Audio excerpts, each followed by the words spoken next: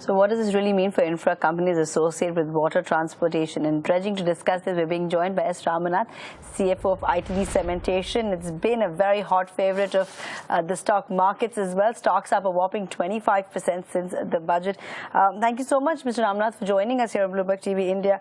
I want to first get a sense, because of the waterways bill, it's created a lot of excitement in the market. I want to understand what's the proportion of marine orders right now in your order book and revenue as well as the revenue contribution right now.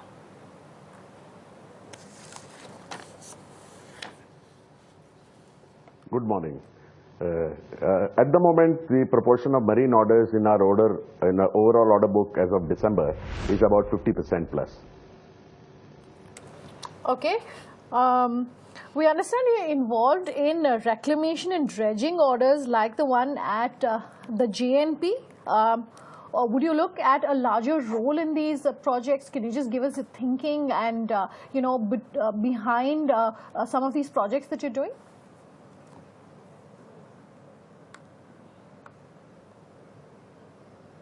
Yeah, we are involved in the reclamation and dredging works at JNP port. And if you ask me a larger role, yes, I would say going forward, there could be a good role in the overall development through the inland waterways projects that the government is planning. I think it's a landmark piece of legislation in the history of this country. You said, sir, that marine orders were 50% of your order book and revenue.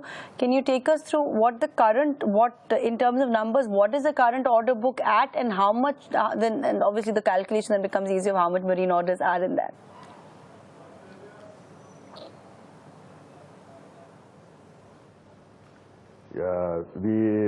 I would say as of December, we have already reported the numbers to all the exchanges. Our order book stood at 5,204 crores. So of this, about 2,700 odd crores is about marine.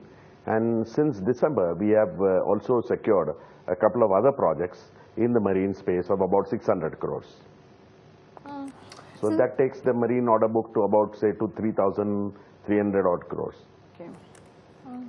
Since we're talking about your order book, Mr. Ramanath, are the government's efforts, in your opinion, really translating into these orders on the ground? You know, we've been speaking to the infrastructure space, several of the manufacturing companies on the back of Make in India. For your sector, are you seeing the effort really translating into orders?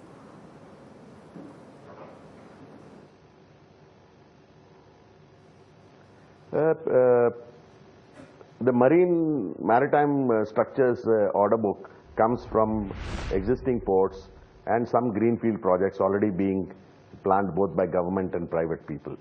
And these, by and large, are well funded and do not require direct assistance through the budget exercise. Consequently, they are not, I would say, largely dependent on government investment plans that are driven through the budget. So in that sense, the order flows are not entirely dependent on government action. But yes, they also are dependent on approvals for environmental and other areas, which I think is moving at a much better pace than they were used to earlier. Okay. Execution challenges across the board infrastructure have been quite high, Mr. Ramanath. I want to get a sense of orders have been coming in. You said since December you've got 600 crore worth of more orders from the marine, for the marine book as well. What is the kind of profitability or margins that we see in these orders? Because we've seen cost overruns in some of the other industries as well. May not be because of any internal reasons, but we have seen those happen as well. What's the kind of margins that you enjoy on the marine orders?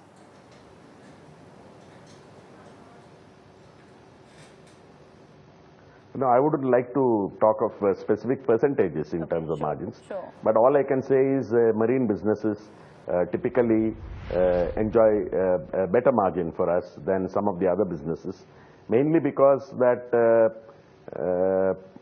the kind of execution challenges, in the sense that typically delay some of the other projects like roads or mass rapid transport projects. they get delayed because of other reasons. You know, you are working in urban conglomerates, people movement, traffic movements, and movement of electrical high tension lines, things like that. That is, you are also dependent. Your performance is dependent upon other people delivering on their deadlines. Whereas in a marine environment, typically you work in a secluded area where your work is dependent by your own progress. So in that sense, you know, marine projects, we are able to complete within a well-defined time frame.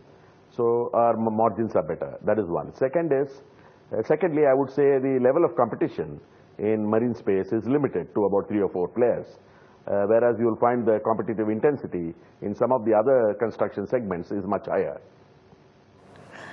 Mr. Ramnath, your margins had shrunk. I'm not asking you to put a number. I understand we're also very close to result season. We'll also get the full picture of FY16, I'm sorry, very shortly as well. But your margins had taken a bit of a backseat last year. Can your shareholders then anticipate margins to improve from here and get to a more sustainable level? I'm not asking you to put a number, but at least give that assurance that given this boost towards waterways, we will see margins improve from what they were last year?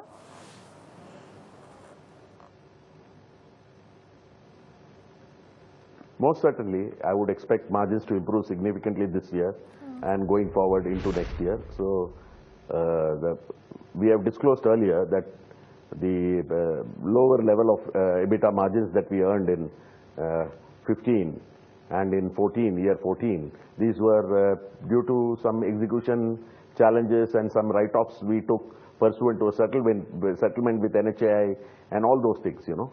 So those are behind us. And certainly we are confident of improving our margins this year and going forward.